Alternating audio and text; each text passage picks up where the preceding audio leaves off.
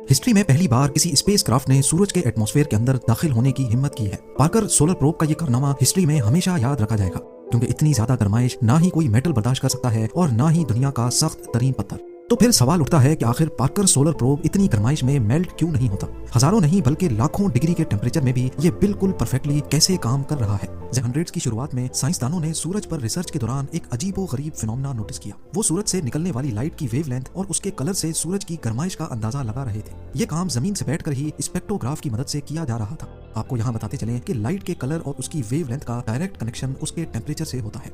जो नतीजा साइंसदानों के सामने आया उसने एक ऐसी मिस्ट्री खड़ी कर दी जिसको आज तक समझा नहीं जा सका।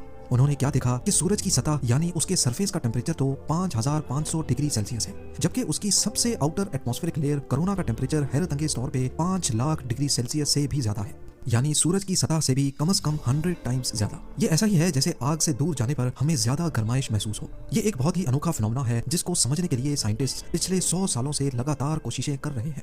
नॉर्मली ये लेयर सूरज की रोशनी में छुपी होती है और इसको देखना सिर्फ सोलर एक्लिप्स के दौरान पॉसिबल होता है या फिर क्रोनोग्राफ सनशेड की मदद से। 1958 में नासा की एस्टेब्लिशमेंट के बाद कई स्पेस मिशंस का आगाज हुआ। एक के बाद एक सैटेलाइट्स और स्पेसक्राफ्ट्स ने पहली बार स्पेस में कदम रखा। लेकिन सूरज के इस अनोखे फिनोमेना को समझने के लिए जरूरी था कि कोई ऐसा प्रोब बनाया जाए जो सूरज की कोरोना लेयर में जाकर जायजा ले और देखे कि आखिर वहाँ ऐसा क्या चल रहा है। वो प्रोब 5 लाख डिग्री सेल्सियस की गर्माइश में भी सूरज से निकलने वाली रेज पर स्टडी कर सके। पर जाहिर है ये काम इतना आसान नहीं था, क्योंकि ये इतनी गर्माइश है जिसका अंदाजा लगाना भी काफी मुश्किल है। आयरन का मेल्टिंग टेम्परेचर 1500 डिग्री, जबकि दुनिया का सबसे सख्त मेटल टंगस्टन है और इसका मेल्टिंग टेम्परेचर भी 3422 डिग्री सेल्सियस है।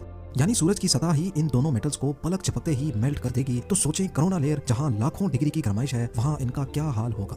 पार्कर सोलर प्रोब की डिजाइनिंग और डेवलपमेंट तो एक मसला था ही, पर इसको सूरज तक पहुंचाना इससे भी बड़ा इशू था। जी हाँ, सूरज जिसने हमारे सोलर सिस्टम के प्लैनेट्स को आपस में बॉन्ड कर रखा है, उसके करीब जाना बहुत ही मुश्किल है। सबसे पहले तो ये समझ लें कि अगर किसी सैटेलाइट को अर्थ के ऑर्बिट से निकालकर वापस अर्थ पे लाना हो तो उसकी स्पीड कम करनी पड़ती है ताकि अर्थ की ग्रेविटी उस पर हावी हो सके और उसको अपनी तरफ अट्रैक्ट करे। इसी तरह अगर इसको अर्थ पर नहीं बल्कि किसी और प्लेनेट पे भेजना हो तो इसकी स्पीड बढ़ाई जाती है ताकि वो अर्थ के ऑर्बिट से बाहर निकल सके।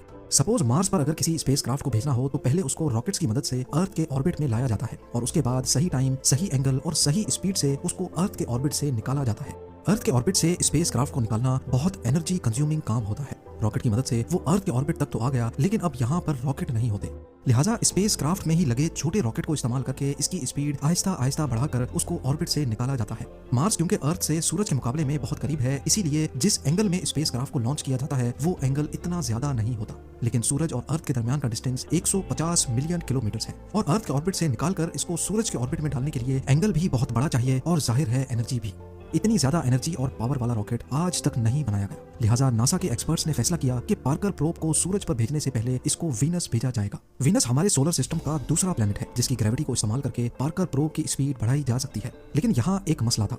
मसला ये था कि वीनस एक छोटा प्लेनेट है और इसी वजह से इसकी ग्रेविटी भी कम है। जितनी स्पीड पार्कर प्रोब को सूरज के करीब जाने के लिए रिक्वायर्ड थी, उसके लिए जरूरी था कि वो वीनस के गिर्द 24 मरतबा चक्कर लगाए, तब जाकर वो सूरज के क्लोजेस्ट पॉइंट पर पहुंच सकेगा। 12 अगस्त 2018 पार्कर सोलर प्रोब को केप कैनावरल एयरफोर्स स्टेशन से लॉन्च किया गया। इस मिशन के लिए नासा ने 8 सालों का टाइम प्लान किया है। सूरज के सबसे क्लोज पॉइंट तक जाने के लिए वीनस का सहारा 24 मरतबा लिया जाएगा। हर एक चक्कर में 37 घंटे ऐसे होते हैं जिसमें सूरज पर रिसर्च करने का मौका मिलता है, यानी टोटल 8 सालों में ये प्रोब सूरज पर 900 घंटे की रिसर्च कर पाएगा।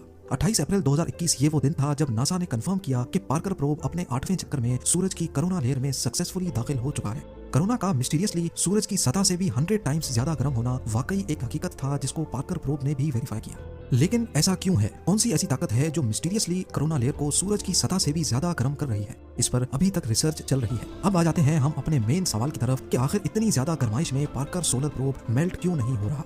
पार्कर प्रोब की जो साइड सूरज को फेस किए हुए है, वहाँ एक हीट शील्ड लगाई गई है जिसको कार्बन फोम से बनाया गया है। ये कोई आम फोम नहीं है, बल्कि इसको अल्ट्रामेट कंपनी ने खास तौर पर सूरज की गर्माइश को एब्जॉर्ब करने के हिसाब से डिजाइन किया है। ये फोम अंदर से 97% खाली है, जो हीट शील्ड को और ज्यादा इफेक्टिव बनाता है। इसके अलावा इस पर कार्बन कार्बन कंपोजिट की एक लेयर भी चढ़ाई गई है जिसको ग्रेफाइट और रेजिन से मिलाकर बनाया गया है। ये मिक्सचर हीट शील्ड की दोनों साइडों पर लगाकर इसको सुपर हीट किया गया, जिससे ये कार्बन की प्योरेस्ट फॉर्म में बदल गया और हम सब जानते हैं कि कार्बन की हीट कंडक्टिविटी बहुत अच्छी होती है। और आखिर में इस हीट शील्ड की वो साइड जो सूरज की तरफ है उस पर व्हाइट सिरेमिक पेंट भी किया गया ताकि सूरज की ज्यादातर रोशनी अंदर दाखिल होने से पहले ही रिफ्लेक्ट हो जाए। हीट शील्ड के अलावा पार्कर सोलर प्रोब का बकाया हिस्सा ऐसे डिजाइन किया गया है कि वो हमेशा हर वक्त इस शील्ड की परछाई में ही होगा। पर इन सब चीजों के बाद भी पार्कर प्रोब ज्यादा से ज्यादा 2500 डिग्री सेल्सियस की गर्माइश ही बर्दाश्त कर सकता है, जबकि कोरोना का टेम्परेचर 5 लाख डिग्री सेल्सियस है। अब ये इतनी गर्माइश कैसे बर्दाश्त कर रहा है ये समझना भी काफी आसान है। लॉ ऑफ थर्मोडायनेमिक्स के मुताबिक हीट को ट्रांसफर होने के लिए भी कोई मीडियम चाहिए। जैसा कि गर्मियों में अर्थ पर हवा में मौजूद पार्टिकल्स और वेपर्स अपने अंदर गर्माइश लेके चलते हैं, जिनकी वजह से हमें रात के वक्त भी गर्मी लगती है। अगर पार्टिकल्स कम होंगे तो हीट भी इतनी आसानी से ट्रेवल नहीं कर पाएगी। जैसा कि उबलते हुए पानी में हाथ डालने से फौरन जलन होगी, जबकि 300 डिग्री के ओवन में हाथ डालकर फौरन निकालने से शायद हमें मालूम भी ना पड़े। ये सिर्फ इस वजह से मुमकिन है क्योंकि पानी के मॉलिक्यूल्स हमसे टच होते हैं, जबकि ओवन में कोई चीज हमसे टच नहीं होती। एक्सपर्ट्स का कहना है कि पार्कर सोलर प्रोब की हीट शील्ड पर 1200 डिग्री सेल्सियस होता है, जबकि उसका पिछला हिस्सा जहां सूरज की रोशनी नहीं लगती वहां टेम्परेचर माइनस में होता है, क्योंकि वहां कोई पार्टिकल्स नहीं है जो हीट को ट्रांसफर कर सके। यही रीजन है कि पार्कर सोलर प्रोब सूरज के इतना करीब होने के बावजूद भी मेल्ट नहीं हो रहा।